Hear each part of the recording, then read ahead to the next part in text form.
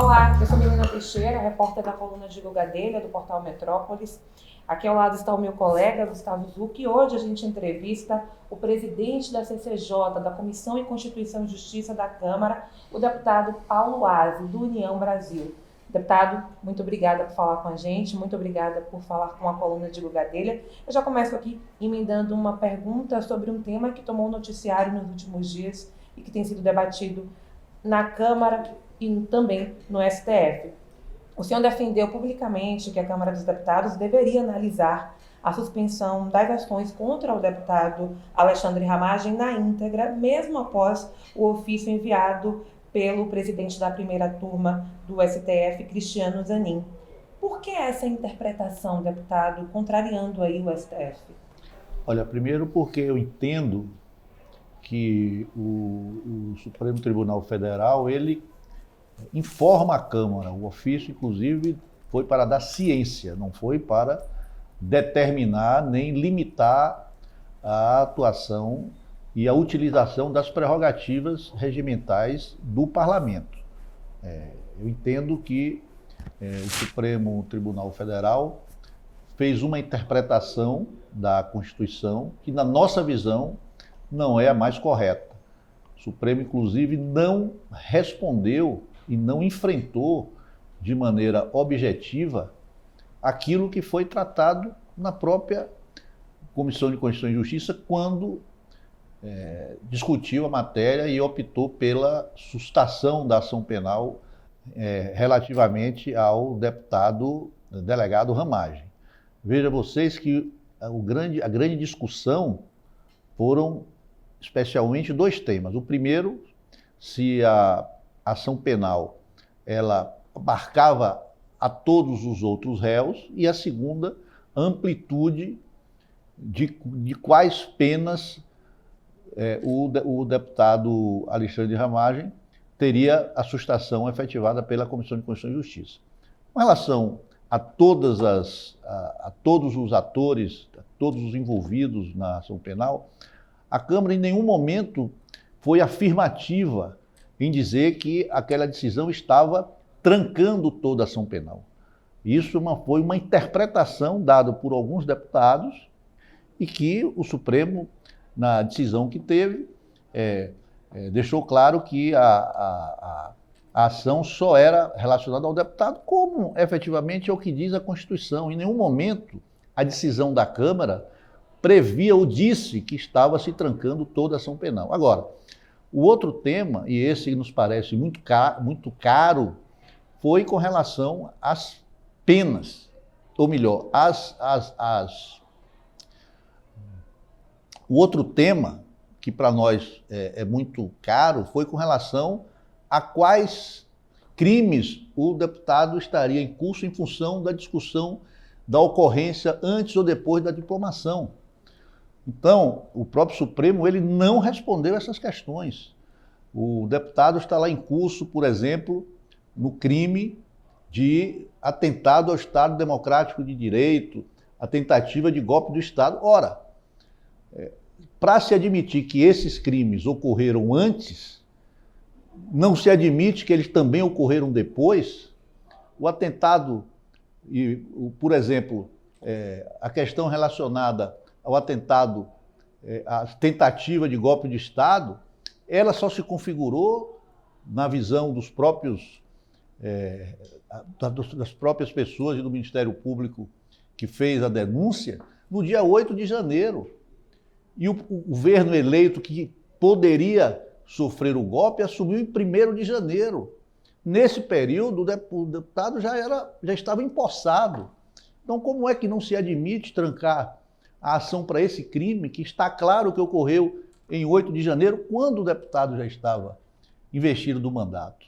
Então, acho que a Câmara usou as suas prerrogativas na sua amplitude, agiu dentro da Constituição, mas, lamentavelmente, o Supremo Tribunal fez uma interpretação da Constituição que, a nosso ver, completamente errada. Deputado, vamos falar então sobre essa questão do STF em relação aqui à Câmara dos Deputados, né? Mais de 300 deputados aprovaram a suspensão das ações contra o deputado Ramagem no plenário. A CCJ da Câmara, que é a comissão mais importante da Casa, também votou isso e aprovou.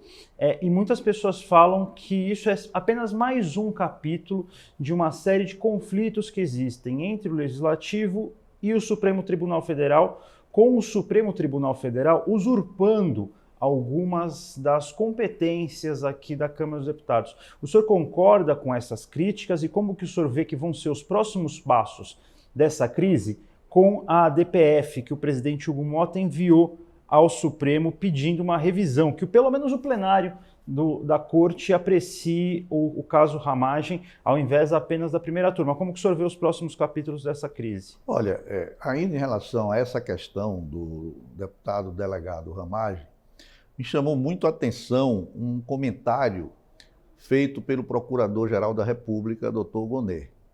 E para mim diz muito aquele que é o sentimento e aquilo que nos norteou na discussão dessa matéria aqui na Comissão de Constituição e Justiça. Disse o Procurador-Geral da República que a Câmara fez uma interpretação daquilo que estava previsto na Constituição.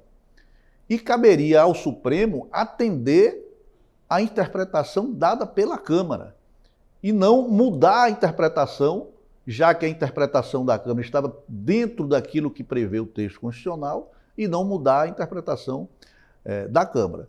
Existe efetivamente, não é, esse ativismo judicial. No fundo, isso me parece que se transforma até numa disputa de poder. Eu acho que vai chegar o momento que os principais líderes dos diversos poderes vão precisar sentar, discutir e voltar à convivência dos poderes independentes e harmônicos. É isso que a nossa Constituição estabelece. É claro que isso não aconteceu hoje, isso já é algo que vem ao longo, né, do tempo, mas efetivamente chega um momento que é preciso se dar uma parada e se arrumar. Nós estamos vivendo numa democracia. A democracia, ela predispõe que é o povo no poder. Nós não estamos vivendo numa magistrocracia. Nós vivemos numa democracia. Aproveitando, deixa eu emendar com uma pergunta. Porque a CCJ tem um papel muito importante nisso que o senhor está falando, que o senhor está chamando de trazer realmente os poderes para conversar e voltar a esse equilíbrio. Ano passado, a comissão aprovou uma série de projetos que foi apelidado de pauta anti-STF, que na verdade discutiam algumas das competências do STF, como por exemplo a questão das decisões monocráticas.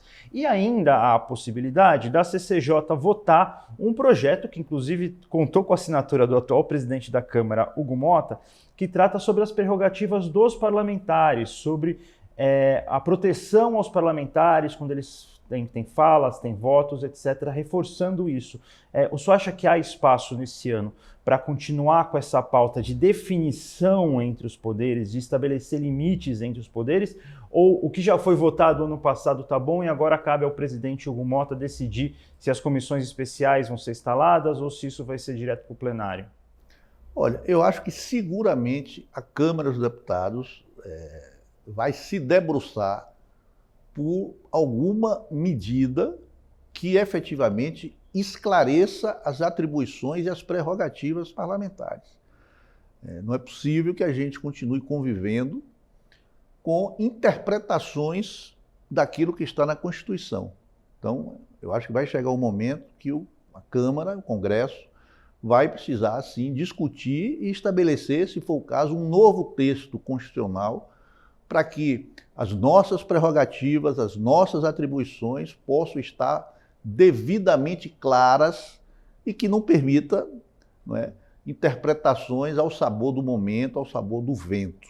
Esse é um sentimento que eu acho e que permeia, né, na maioria dos parlamentares. Agora, nós todos somos solidários ao presidente Hugo Motta. Ele, ao assumir, né, procurou sempre manter uma postura de diálogo, de busca do entendimento. E é claro que qualquer passo, qualquer ação que a CCJ, porventura, venha a ter, ela vai estar devidamente amparada e concatenada com aquilo que o presidente Hugo Mota haverá de conduzir. Deputado, o senhor já disse, até publicamente, que o senhor ia dar uma prioridade à questão do debate da escala da PEC do 6x1, né? Dessa PEC que quer diminuir a jornada de trabalho. Só que nessa PEC tem uma questão sobre compensação que deixa assim, alguns empresários do setor com certo temor em relação a ter mais gastos, por exemplo. O que o senhor acha sobre essa questão dos empresários? O que o senhor acha sobre o novo relator dessa PEC? Quem deve ser o relator dessa PEC? Como é que está o diálogo do senhor com a Erika Hilton, que é responsável por essa PEC aqui na Câmara, e com o governo também? O senhor já conversou com alguém? Como é que está isso aqui? Olha, na verdade, esse tema ainda não chegou à Comissão de Constituição e Justiça. Existe aí uma PEC já de muitos anos que foi protocolada, se não me engano, de autoria do deputado Reginaldo Lopes, mas com outro enfoque. Essa matéria, agora pautada pela deputada Erika Hilton, ainda não foi despachada pelo presidente da Casa, portanto, ainda não se deu início à sua tramitação. Eu lhe confesso que eu ainda não conversei com ele para saber qual é o rito que ele vai adotar. Em todo caso, eu já tive a oportunidade de me colocar em relação a esse tema. Essa é uma questão que é debatida em todo o mundo, não é? Diversos países avançaram, outros nem tanto, mas esse é um debate permanente e eu entendo que está chegando o momento de que o Brasil também possa enfrentar essa questão. Eu acho que é justo o pleito dos trabalhadores na tentativa de se reduzir a jornada. Está claro que isso vai permitir melhores condições de saúde, melhor trato familiar, mais oportunidade de lazer e que, sem dúvida alguma, isso repercute num aumento da sua produtividade. A questão é saber se esse aumento ele será suficiente para compensar os aumentos que poderão ocorrer nos custos de produção das diversas empresas. A gente entende que tem empresas que possivelmente haverá realmente um aumento da produtividade, mas outras, especialmente, ao meu ver, as pequenas empresas, os microempresários, que têm poucos funcionários, 8, 10, 20, 30, talvez não seja o aumento da produtividade suficiente para dar conta. Então, o cuidado que precisa ter ao reduzir a jornada de trabalho, isso vai ensejar em um aumento de custo que vai provocar inflação. Eu acho que esse é que precisa ser o debate. E é muito bom que o governo ele se coloque favorável ao tema, porque fatalmente ele será chamado. Eu acho que o aumento do custo da produção, que poderia gerar inflação, ele não pode ser unicamente absorvido pelos empregadores. Eu acho que o governo pode dar uma contribuição, seja tratando das questões de desonerações de folha de pagamento, seja buscando alguma forma de redução de alguma carga tributária para esses setores que podem efetivamente ser impactados no nível que venha a provocar um aumento de custo considerável e levar à inflação. Essa é a minha ideia inicial. Ainda não conversei com a deputada Érica, nem com nenhum membro do governo, nem com o deputado Reginaldo, mas eu acho que vai chegar um momento para que nós possamos efetivamente enfrentar essa pauta. Espero apenas que isso não se dê num clima eleitoral, em função da proximidade da eleição, porque isso pode contaminar o debate, virar disputa política e efetivamente terminar prejudicando um debate que é importante e que deve envolver toda a sociedade brasileira. Vamos falar então dessa conversa com o governo. Como é que está essa conversa com o governo? Porque o senhor chega à CCJ logo depois de um mandato de uma parlamentar de direita, a deputada Caroline de Toni, é uma deputada bolsonarista, e o senhor chega sendo filiado a um partido mais de centro e um partido que tem ministérios na base do governo Lula. Como que está essa conversa com o governo? Porque até então os dois grandes marcos da sua gestão na CCJ são a cassação do deputado Glauber Braga, a votação da decisão do Conselho de Ética e agora a ação do deputado Ramagem. Duas pautas mais à direita. Está na hora de fazer um gesto ao governo com a PEC da segurança, com a PEC 6x1, com outras pautas de interesse ao governo, ou o governo tem falhado nesse debate com a Comissão de Constituição e Justiça? Olha, eu, quando assumi a comissão, sempre tive em mente um desafio muito grande de fazer com que a comissão pudesse efetivamente produzir, fazer com que a Comissão de Constituição e Justiça pudesse trazer resultados à população brasileira. Para vocês terem ideia, hoje tramitam aqui mais de 12 mil projetos. E é claro que dentre esses projetos tem muita coisa boa.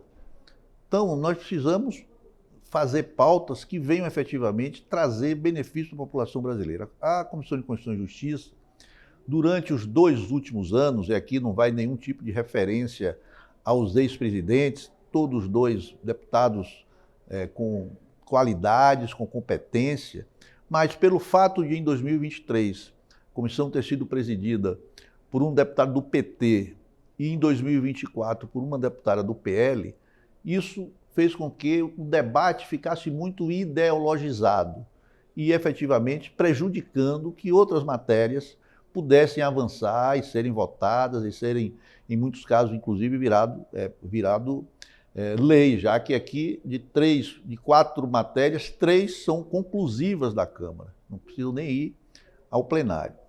E, quando eu assumi com essa proposição de, claro, respeitar o debate, respeitar as diferenças, mas tentar construir pautas que efetivamente trouxessem resultados. E sempre fui muito claro em relação ao governo. Acho que a gente precisa reconhecer que o governo eleito tem legitimidade de tentar aprovar suas políticas públicas. É legítimo que o governo, que foi eleito, proponha ao Congresso as suas políticas. E por isso mesmo, a nossa intenção e o nosso compromisso é de colocar e dar prioridade àquelas pautas que o governo, porventura, encaminhe a essa casa e que cheguem aqui à comissão e terá de mim um tratamento prioritário, atencioso, mas claro, respeitando o debate, respeitando o contraditório, mas fazendo com que a matéria possa ser discutida e votada. A PEC da Segurança Pública, por exemplo, matéria importante, né? O governo, ao encaminhar essa matéria ao Congresso Nacional, reconhece que esse é um problema que precisa ser enfrentado. As pesquisas de opinião pública colocam a questão da segurança pública como um dos principais, se não o principal problema do nosso país, que aflige diretamente a população, e o fato do governo encaminhar essa PEC já é um reconhecimento do problema, né? Nós indicamos o relator, amanhã vamos fazer a oitiva do ministro Lewandowski, que desde o primeiro momento, inclusive, se colocou à disposição para debater, para trazer aqui a defesa da sua proposta. A partir da semana que vem, vamos ouvir os governadores para também entender como esses governadores estão recebendo essa PEC. Procuramos distribuir os governadores, né, pelas diversas regiões do país, pelos diversos partidos que representam, que têm representação aqui na casa. Em seguida, vamos tentar ainda ouvir os prefeitos, os representantes de entidades e colocar a matéria para votar, sabendo que aqui nessa comissão a gente apenas vai tratar da questão da admissibilidade da PEC e o mérito será tratado no segundo momento numa comissão especial. Deputado, falando um pouco também, claro, a gente fala da Câmara, mas muito a gente tem conversado sobre 2026, né? E o senhor é um nome do União Brasil, que é um partido que hoje tem 3 ministérios no governo Lula, mas que está e não está no governo. O senhor defende que a União Brasil esteja em uma possível candidatura do presidente Lula à reeleição em 2026? Como é que é isso? Olha, eu acho que o partido União Brasil ele não é diferente da grande maioria dos partidos de centro que hoje compõem o Congresso Nacional. Tem deputados mais ligados ao governo, deputados mais ligados à oposição. No primeiro momento, todos esses partidos acharam que era importante dar governabilidade ao governo eleito e por isso mesmo fizeram gestos de aceitar a sugestão de nomes para compor o ministério, mas eu acho que vai chegar o momento, e esse momento não está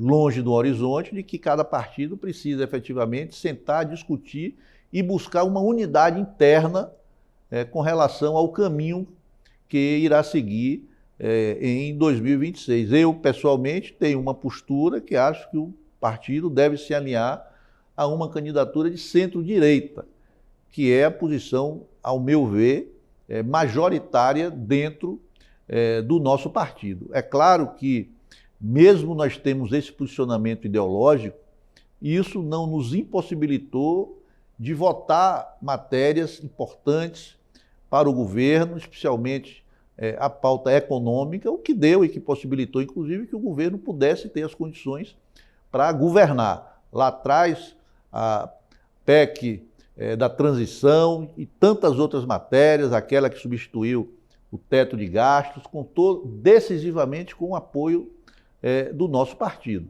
Então, uma coisa é você apoiar a governabilidade, atender determinados pontos, aquilo que o governo coloca como prioritário. Um exemplo claro está aí, a própria PEC da segurança pública, uma matéria que deve envolver todos os partidos, independente de ser contra ou a favor do governo.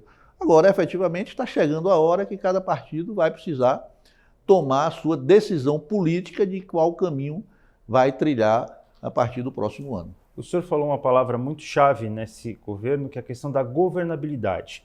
E aqui na Câmara a gente escuta muitos líderes que falam que o governo Lula está com uma dificuldade em criar base. A gente viu no seu partido, União Brasil, recentemente, uma insatisfação com a saída do ministro Juscelino Filho e com o líder do partido, Pedro Lucas, não aceitando esse cargo no ministério. A gente viu também recentemente o PDT aqui na Câmara dizendo que não faz mais parte da base do governo Lula.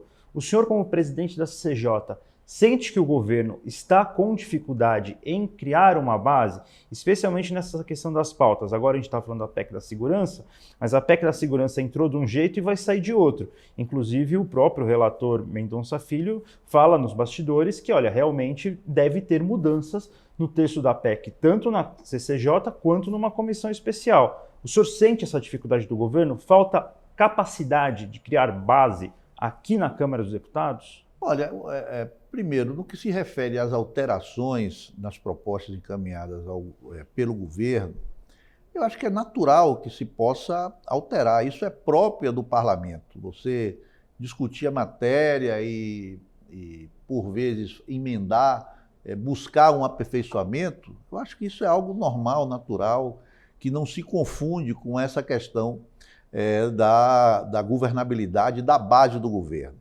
Agora, todo mundo sabe que o governo eleito, o governo do presidente Lula, ele foi eleito com uma base minoritária no Congresso Nacional. Se você for fazer aí uma conta rápida, você vai ver que os partidos de esquerda, eles talvez não cheguem a 1/3 dos deputados que compõem essa casa. Então, isso é um dado concreto, né? O governo, né, buscou, das suas articulações, construir, aumentar essa base de apoio, buscando os partidos de centro, né, o que possibilitou a aprovação de matérias importantes para o governo, né?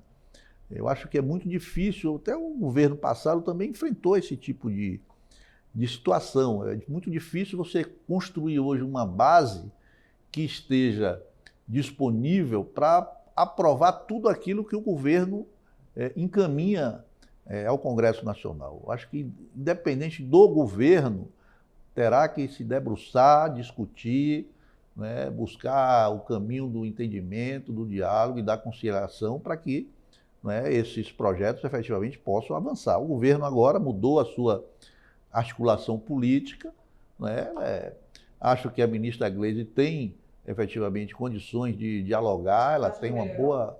Olha, nós estamos ainda no início, né? No início, praticamente, não se votou ainda matérias importantes encaminhadas pelo governo aqui para o Congresso Nacional. Agora eu vejo ela com uma boa capacidade de interlocução com os líderes partidários, com o próprio presidente Hugo Mota. Eu acho que é bem possível que o governo possa aí transitar durante esse ano. Agora, é claro, vai chegar um momento que essa coisa vai ficar contaminada pela proximidade das eleições do ano que vem. O senhor disse que defendia uma candidatura, que o União Brasil apoia uma candidatura de centro-direita em 2026. Qual seria o melhor nome e quem o senhor acha que o ex-presidente Jair Bolsonaro pode apoiar em 2026, caso ele não seja candidato? Enfim? Olha, primeiro, não dá para se pensar em nenhum projeto nesse campo que não tenha a participação decisiva do ex-presidente Bolsonaro. Inegavelmente, ele é a maior liderança política de todo esse espectro político. Então, não dá para se construir nenhum projeto sem que tenha a participação efetiva dele. Isso, é preciso se reconhecer isso. Agora, isso não impede que os partidos dialoguem, que os partidos conversem, que expoentes de cada partido possam colocar os seus nomes para que possa, buscar interlocução com a sociedade. Agora, é claro, na medida que 2026 se aproxima, essa coisa vai começar a se afunilar.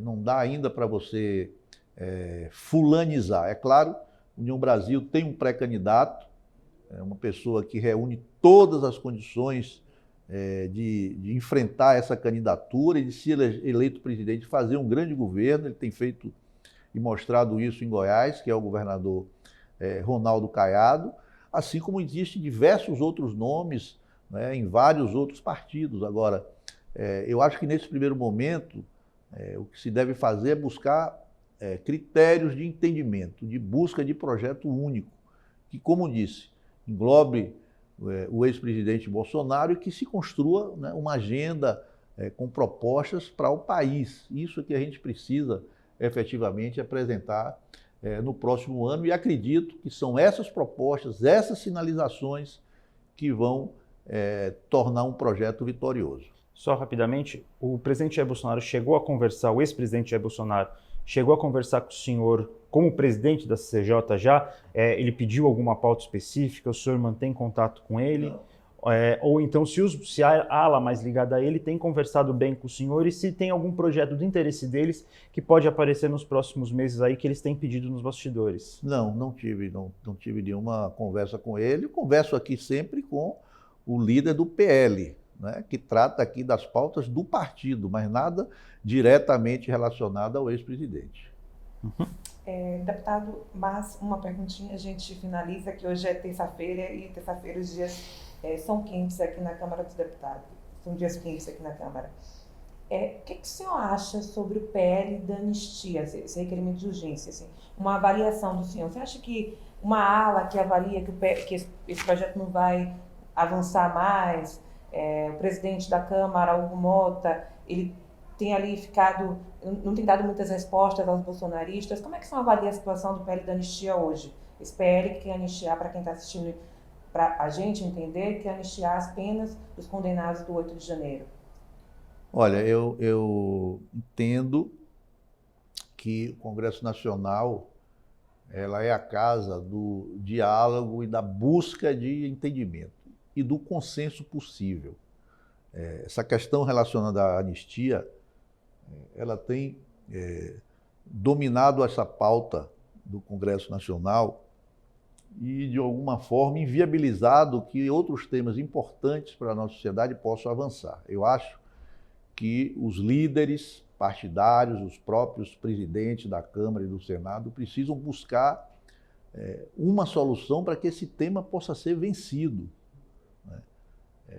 E é um tema caro para a população brasileira.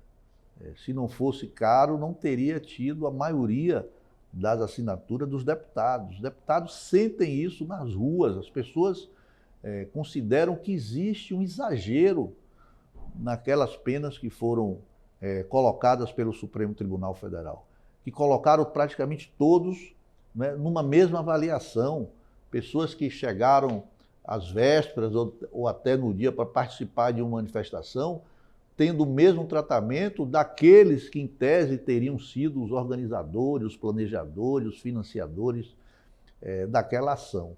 E isso é muito claro, as pessoas percebem isso e se indignam com isso.